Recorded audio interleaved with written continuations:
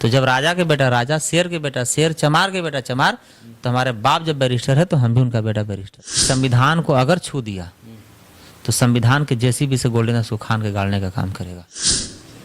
तो उसी जात को मैं कह रहा हूँ, जो मुंह में से पैदा लिया है ना, उसको मैं पैर तर ला दूंगा, और जो पैर तर जन्म लिया उसको मैं मुंह में ला दूंगा, याद रखिएगा। तो चमार 28,500 फॉरवर्ड को काट छट के सब्जी बना दिए थे, उन्हीं का खून उन्हीं का वंशज हम है। 67 हम पर FIR दर्ज है, 67 बार, 67, और 19 बार हम अभी तक जेल जा चुके हैं। 19 बार। सुप्रिटेंडर और जेलर वो रोज पूजा करता है भगवान को कि जल्दी इसका बेल हो जाए। जेल में भी मैं बहुत आंदोलन किया हूँ, और जेल में भी शोषित पीड़ित वंचित को, जो निर्दोष लोग हैं, उनको चंदा कर करके मैं बेल कराने का काम किया। दबदबा था, दबदबा है, दबदबा रहेगा, लेकिन ये देश हमारा और संविधान हमारा और लिखने वाला बाप हमारा, और दबदबा अब तुम्हारा नहीं चलेगा। बिहार में 38 जिला है, हम 30 जिला में लगभग मैं ताला मार चुका हूँ। थाना में नहीं, मैं SP ऑफिस, DM ऑफिस।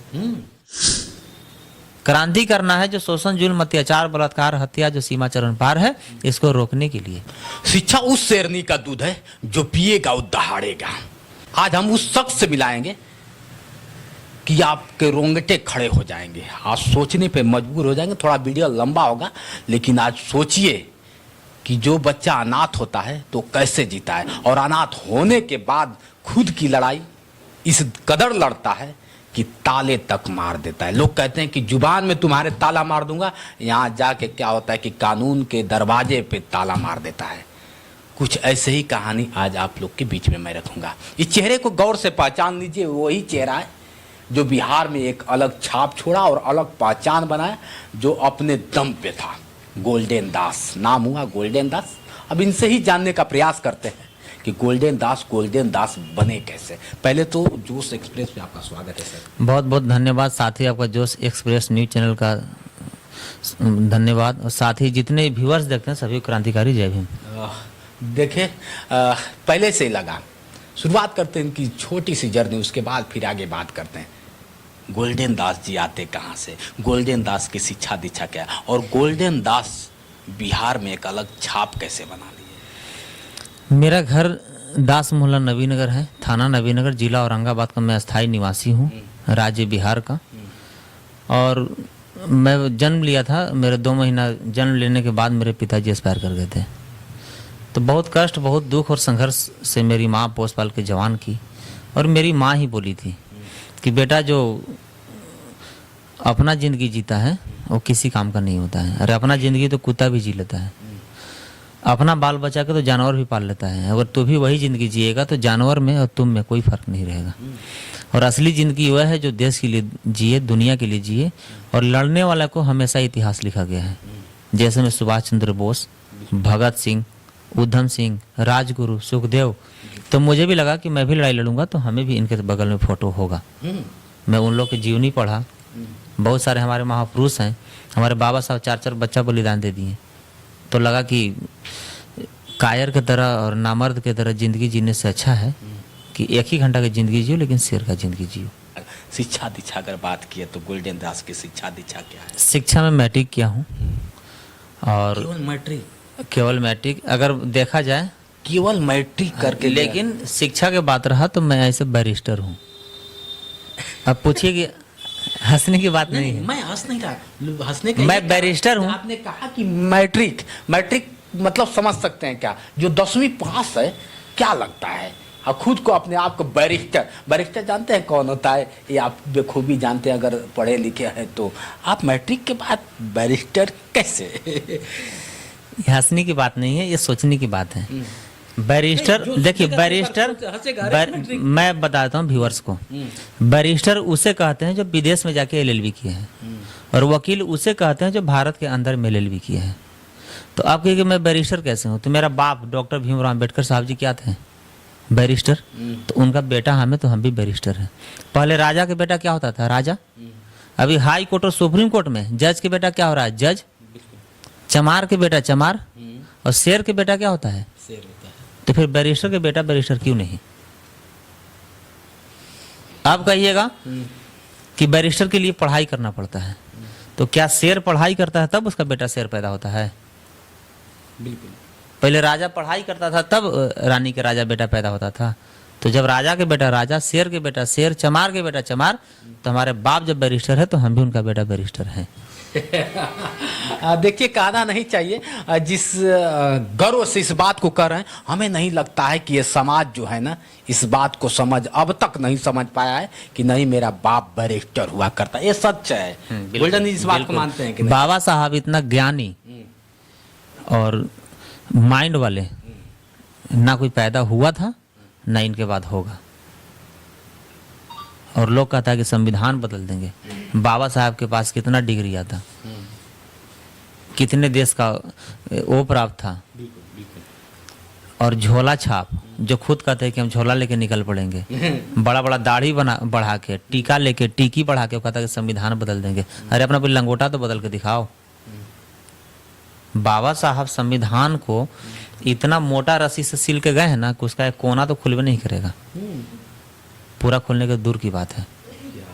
और मनुवादियों और पूंजीपति बाहुबल और सामंतवादियों के आपके न्यूज चैनल के माध्यम से मैं कह देना चाह रहा हूं कि संविधान को अगर छू दिया तो संविधान के जेसीबी से गोल्डन खान के गाड़ने का काम करेगा।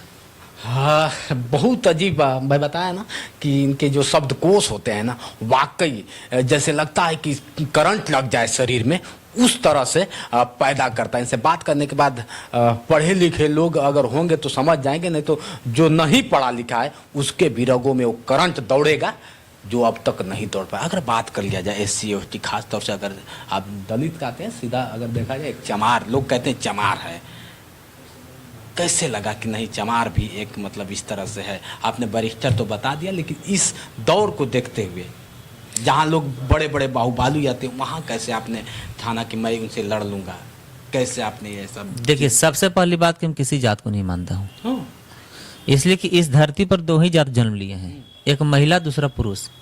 तीसरा अगर कोई जात है तो बताइए। तीसरा जात ये हरामखोर जो ब्राह्मणवादी लोग जो आया, मनुवादी लोग, वो जात बना दिया। इस तरह से ऑन कैमरे आप बोलते हैं बेबाकी से, सही? अच्छा, पेट से कोई ब्राह्मण पैदा लिया है? जो पेट में बच्चा है उसको कौन जात है?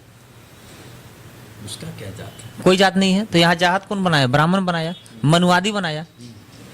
तो उसी जात को मैं कह रहा हूँ, जो मुंह में से पैदा लिया है ना उसको मैं पैर तर ला दूंगा, और जो पैर तर जन्म लिया उसको मैं मुंह में ला दूंगा, याद रखिएगा। और बात रहा कि कैसे सामना करते हैं, तो लड़ाई मेरा फॉरवर्ड सा है, मनुवादी से है, सामंतवादी से है, पूंजीपति से है, धन बल और बाहुबल से है। तो क्या वो जीन्स और टी-शर्ट पहन के पैदा लिया है कि लंगटे पैदा लिया है? मैं भी लंगटे पैदा लिया हूँ। क्या उसको माँ के ज्यादा दर्द पैदा उसको करने में हुआ था? दर्द बराबर, शरीर बराबर, पैर और हाथ बराबर। और बात रहा डरने का, तो मनुवादियों को हमसे डर लगता है, इसलिए कि हमारा महापुरुषों की इतिहास आप देख सकते हैं। 500 चमार, भीमा कोरेगांव के इतिहास पढ़े हैं ना? 500 चमार 28,500 फॉरवर्ड को काट छट के सब्जी बना दिए थे। उन्हीं का खून, उन्हीं का वंशज हम है। इस धरती पर कलमबाज और तलवारबाज, हम फिर करेंगे जात को नहीं मानते हैं। अगर जात के बात आती है तो चमार से बड़ा ज्ञानी और चमार से बड़ा कलमबाज और चमार से बड़ा तलवारबाज आज तक कोई पैदा ही नहीं लिया, जिसका सबूत हमारे पास है। 500 चमार 28,500 तलवार से काट छट के सब्जी बना दी भीमा कोरेगांव में। तो सबसे सुपर, और इनके बाद कोई नहीं तलवारबाज पैदा लिया। और बाबा साहब को कलमबाज में देख लीजिए। तो किससे डरने की बात कर रहे हैं? कलम में पूर्व नहीं करेगा, तलवार में पूर्व नहीं करेगा। कहाँ लगा? तो हम लोग बाबा साहब को मानते हैं, संविधान को मानते हैं, इसलिए हम लोग कलम के सहारा ले रहे हैं। और अगर इन लोग मजबूर करेगा, हमारा माँ बहन का जो मान सम्मान के जो बराबर लूटा जा रहा है, जान लूटा जा रहा है, जमीन लूटा जा रहा है, उस पर अगर रोकथाम नहीं हुआ, मनुवादियों अगर अपना औकात में नहीं आया, तो फिर हम लोग भीमा कोरेगांव वाला इतिहास दोहराने पर हम लोग मजबूर होंगे। और उससे भी ऐतिहासिक अगर इतिहास दोहराया जाएगा। गोल्डन दास को कौन सा वो चोट लगा कि क्रांतिकारी रूप लेना पड़ा? वो कौन सा समय था, कौन सा दौर था जो इस तरह से क्रांतिकारी रूप में आने लगे? देखिए मीडिया महोदय, जिस जिला से मैं, जहाँ मेरा जन्मभूमि है, वो एक चित्तौड़गढ़ है। चित्तौड़गढ़ कहिए, लोग वहाँ के कहता है कि राजपूताना है। तो जहाँ मैं जन्म लिया हूँ वहाँ 95% राजपूत का आबादी है। वहाँ मुखिया चमार मालिक राजपूत हैं, प्रमुख चमार पसवान डोम, मांझी, भूइया और मालिक राजपूत है। वहाँ थाना में दलाल आपको राजपूत मिलेगा, ब्लॉक में दलाल आपको राजपूत मिलेगा, एसपी ऑफिस में दलाल आपको राजपूत मिलेगा। वहाँ के विधायक, सांसद, मंत्री, एमएलसी, चेयरमैन, मुखिया सब फॉरवर्ड मिलेगा। वहाँ हम लोग के माँ बहन के साथ कैसे शोषण किया जाता है, मैं हर रोज अपना आंख से देखता था। क्या पहली घटना आपको याद है कि जिसे मतलब आपको बहुत काफी ठेस लगा और आपने इनकलाब का नारा उठाया और संविधान को हाथ में लिया और कहा, कसम खाया कि नहीं अब ऐसा कभी नहीं? वो कौन सा दौर था, कहाँ से? देखिए, हमारे समाज के जितने भी लोग जन्मे हैं लगभग मनुवाद घर में जन्म लिए हैं। उसने पढ़ा, महापुरुषों के जीवनी को पढ़ा, उसके बाद अम्बेडकरवादी या बौद्ध धर्म में लोग गया है। तो मैं भी एक जन्म लिया था तो वो मनुवाद घर था, तो मैं भी मनुवाद विचार धारा से मैं ग्रसित था, तो मेरा भी मनुवादियों के साथ सर्किल था, जिसका कारण था कि हमारे अंदर सामाजिक ज्ञान नहीं था। मैं भी पहले बचपना में कहिए या सामाजिक ज्ञान नहीं रहने के कारण कहिए या मनुवादियों के बहकावा में या उन लोग के झांसा में आकर हम भी कुछ कुछ गलत किए हैं। ऐसा नहीं कि मैं दूध से धुला हुआ हूँ, जिसका कारण था कि हमारे अंदर सामाजिक ज्ञान नहीं था। तो उन लोग के साथ रहते थे तो देखते थे कि साला हम इन लोग के सर्किल में हैं, और जब चमार की इज्जत लूटने के बारी आता है तो सारे फॉरवर्ड एक हो जाता है, और जब फॉरवर्ड को माँ बहन की इज्जत की बात आता है तो सारा फॉरवर्ड एक हो जाता है। वहाँ अगर राजपूत अगर चमार को मार दे तो केस तुरंत कंप्रोमाइज हो जाता था, अगर चमार राजपूत के मार दे तो कंप्रोमाइज नहीं होता था। तो मुझे लगा कि नहीं, भेदभाव, जाति पाति, छुआछूत और शोषण, जुल्म, अत्याचार और बलात्कार, हत्या जो सीमा चरण पार है। बराबर किसी चमार को, बच्चा को मार के लटका दिया जाता था, किसी को, बेटी बहन को इज्जत लूट के नहर में बिक दिया जाता था, उसको FIR तक नहीं होता था। तो मैं फिर बाबा साहब को पढ़ा, कांसीराम साहब को पढ़ा, उधम सिंह को पढ़ा, भगत सिंह को पढ़ा, तो मुझे लगा कि अब इन लोग के साथ रहने की ज़रूरत नहीं है। तो मैं उन लोग के साथ उन लोग के विरोध में मैं लड़ाई लड़ना शुरू किया। तो अब मनुवादी लोग क्या किया कि झूठा केस में ताबड़तोड़ हमको फंसाना शुरू कर दिया। झगड़ा किसी और से होता था, हम रिलेशन में रहते थे, केस में मेरा नाम आ जाता था। क्यों? क्योंकि वो दलित के और चमार के जो बेटा जो है वो नेता बन रहा है, हीरो बन रहा है, तो हम पर झूठा केस पर केस करते गया। कितना FIR हुआ है, हम पर कितनी बार जेल जाना पड़ा अभी तक, और जेल जाने के बाद कितनी बार वकीलों का सामना, जज का सामना करना पड़ा है आपको? 67 हम पर FIR दर्ज है। 67 बार? 67। और 19 बार हम अभी तक जेल जा चुके हैं। 19 बार जेल? जी। अब कहिए कि आपको IPC इतना याद कैसे हो जाता है, तो याद कराने वाला हमको पुलिस प्रशासन है।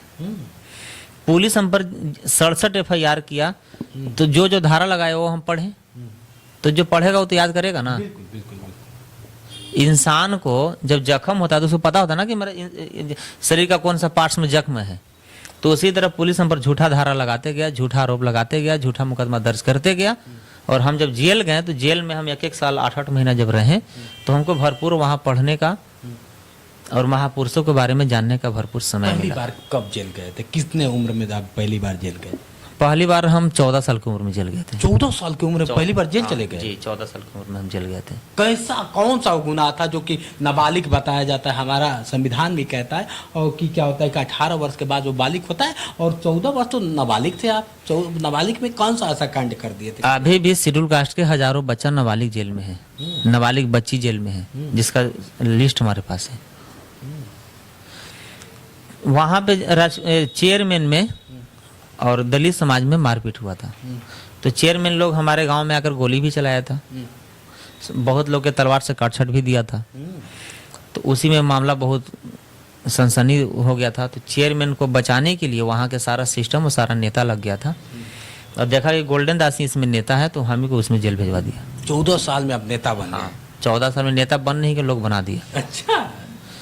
और बात रहा नेता बनने के लिए, तो नेता बनना बहुत अच्छी बात है और नेता हर घर में बननी चाहिए।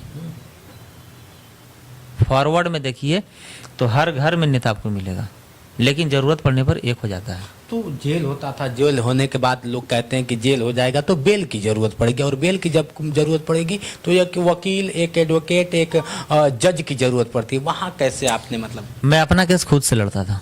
खुद से लड़ते थे? जी, मैं खुद जेल में रह के आप मुजरिम खुद हैं तो कैसे लड़ सकते हैं? मुजरिम को बचाने के लिए जज की जरूरत पड़ती है, वकील की पड़ती है, एडवोकेट की जरूरत पड़ती है, आप कैसे लड़ लेते थे? ये मूर्ख के लिए जरूरत पड़ता होगा, आप बोले ना एक लाइन कि शिक्षा वह शेरनी का दूध है जो पिएगा और दहाड़ेगा।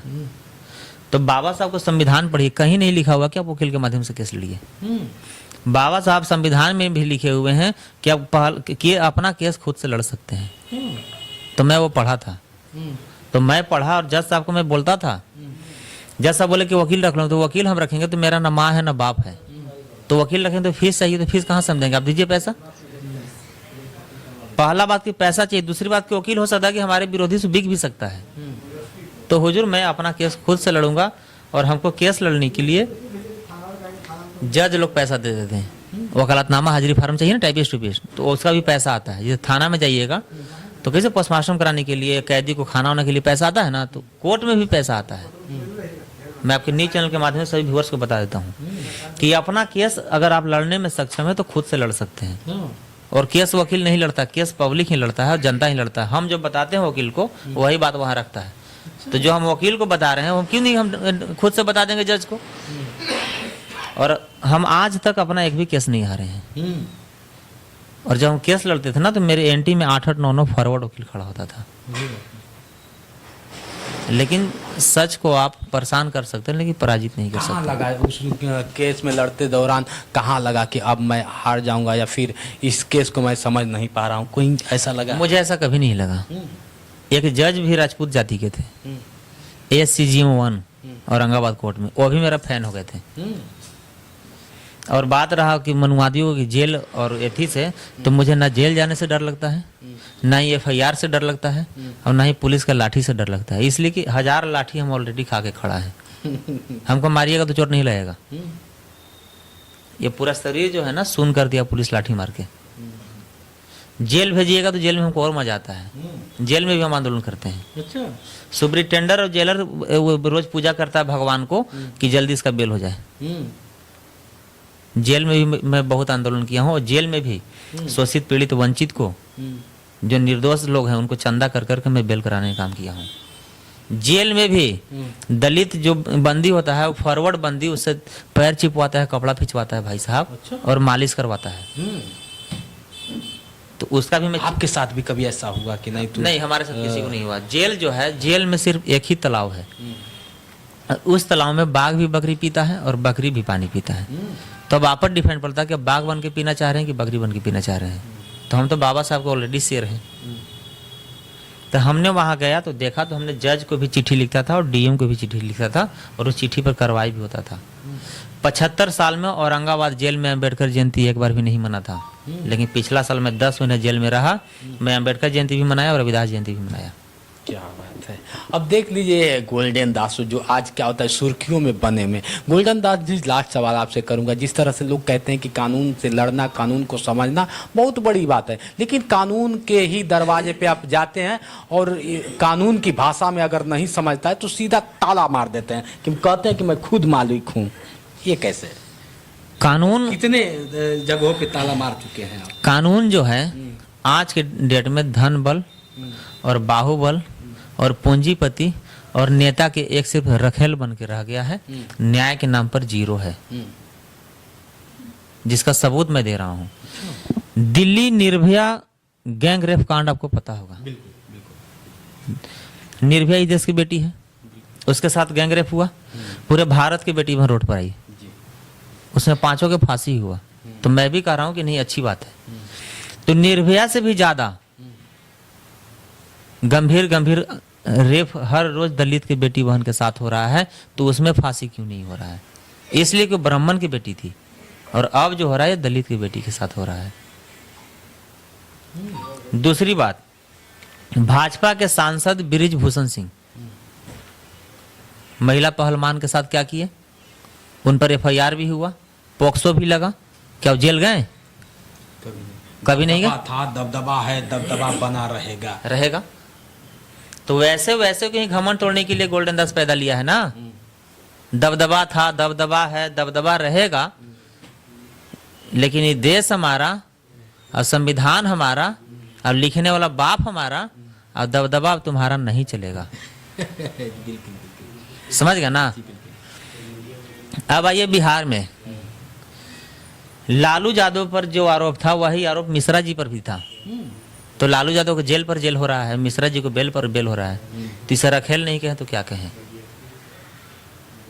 हेमंत सोरेन झारखंड के मुख्यमंत्री जेल में लोग भेज दिया। क्या आदित्य योगीनाथ चोर नहीं है? आदित्य योगीनाथ भ्रष्ट नहीं है? आदित्य योगीनाथ पर केस नहीं है? तो उनको जेल भेजने कौन आएगा? अमेरिका से बराक ओबामा आएंगे? राहुल गांधी को 2 साल की सजा सुना के उनको सदस्यता रद्द कर दिया गया। तो ब्रिजभूषण सिंह ठीक है जेल नहीं गए, लेकिन SC/ST एक्ट जो लगा उसमें 7 ईयर्स सजा है, तो उनको भी सजा करा के उनको सदस्यता रद्द करा दीजिए। तो भाजपा एक वॉशिंग मशीन है, वॉशिंग मशीन में कितना हो दाग वाला कपड़ा डालिए बेदाग हो जाएगा, तो उसी तरह भाजपा में कितना हो चोर, अयासबाज, लड़कीबाज, दारूबाज जाइए, सब बेदाग हो जाइएगा। कितने जगहों पे ताला मार चुके हैं और बिहार में 38 जिला है, हम 30 जिला में लगभग मैं ताला मार चुका हूँ। थाना में नहीं, मैं SP ऑफिस, DM ऑफिस। अभी तक मेरा 4 IPS से आर पार की लड़ाई चल रहा है। एक औरंगाबाद में SP कांतेश मिश्रा थे जो 2.5 कुंटल गांजा चुराए थे, उनके साथ हमारे से जब आमने सामने की लड़ाई हुआ तो लगा कि हमको बर्खास्त करा देगा, तो वो बदली करा कर 65 लाख रुपए मुख्यालय में देकर मोतिहारी भाग गए। उसके बाद एक IPS अमित लोढ़ा खाकी इज लाइफ मूवी बनाए हैं, वो गाना बहुत सुपरहिट हुआ था, तो सुने होंगे कि आवा ना हमारा बिहार में कट्टा ठोक दे कपार में, सुने थे? उनसे बड़ा चोर और उनसे बड़ा अयासबाज और उनसे बड़ा भ्रष्ट IPS अभी तक भारत में कोई पैदा ही नहीं लिया है। उनका काम था फॉरवर्ड को बचाना और दलित बैकवर्ड मुस्लिम को फंसाना। तो जब मैं उनसे मेरा लड़ाई आर पर के हुआ, मैं 90 करोड़ के उन पर आरोप लगाया था। जब जांच हुआ तो उसमें 116 करोड़ पुष्टि हो गया, उन पर FIR भी हुआ, लेकिन अभी तक सस्पेंड भी नहीं हुए। और झूठा आरोप आदित्य कुमार SSP पर लगा, उनको जेल तक भेज दिया गया। उसके बाद पंजाब के SSP हरप्रीत कौर अभी DIG हैं, एक गर्भवती महिला को पीट पीट कर फॉरवर्ड लोग हत्या कर दिया था।